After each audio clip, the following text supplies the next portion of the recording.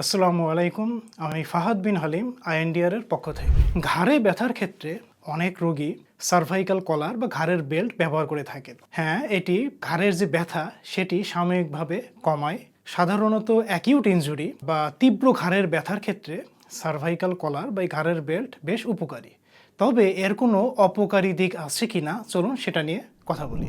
Cervical কলার বা ঘাড়ের belt মূলত ঘাড়ের নড়াচড়া কমিয়ে দেয়, ফলে ঘাড়ের জয়েন্ট, মাসেল এগুলোর উপরে চাপ কমে, ফলে ব্যথা আপনাতেই কমে যায়। তবে যদি দীর্ঘদিন এই সার্ভাইকাল কলার বা ঘাড়ের বেল্ট ব্যবহার করা হয়, তখন ঘাড়ের যে মাংসপেশিগুলো সেগুলো অলস হয়ে থাকে, সাপোর্টের কাজ করে না, ফলে এই মাংসপেশিগুলো দুর্বল হয়ে যায়। ফলে যখন ঘাড়ের বেল্ট এটা ব্যবহার না করা হয় বা খোলা হয়, তখন এই মাসেলগুলো পর্যাপ্ত সাপোর্ট দিতে পারে না, ফলে যেটা হয় ঘাড়ের ব্যথা আবার বেড়ে যায়।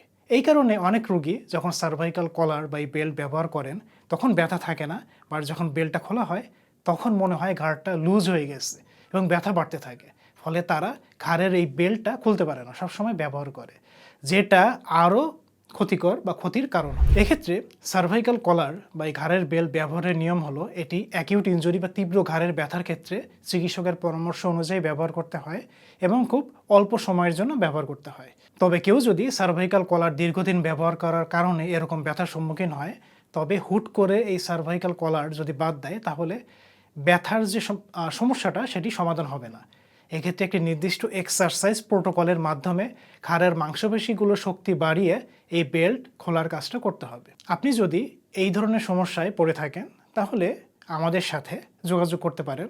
স্ক্রিনে দেওয়া নাম্বারে ফোন করে আমাদের অ্যাপয়েন্টমেন্ট বুক করতে পারবেন। ধন্যবাদ।